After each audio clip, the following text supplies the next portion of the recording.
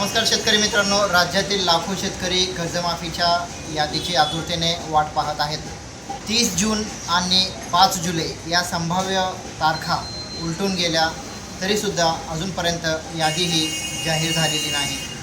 मिळालेल्या माहितीनुसार RTR return भरणाऱ्या शेतकऱ्यांची स्वतंत्र छाननी सुरू असून 2019मधील पात्र शेतकऱ्यांनाही 2 लाख रुपयाच्या कर्जमाफीमध्ये समाविष्ट करण्याची प्रक्रिया सुरू आहे. यामुळे प्रशासकीय स्तरावर विविध याद्यांचे एकत्रीकरण सुरू असल्याने विलंब होत आहे. तर शेतकरी मित्रांनो, दरम्यान 22 जुलै 2026 रोजी कर्जमाफीसाठीच्या नव्या पोर्टलचे उद्घाटन होण्याची शक्यता व्यक्त केली जात आहे. तर शेतकरी मित्रांनो, पोर्टल सुरू झाल्यानंतर शेतकऱ्यांची eKYC प्रक्रिया सुरू होणार असून त्यानंतरच पुढील कार्यवाहीला गती मिळण्याची अपेक्षा आहे.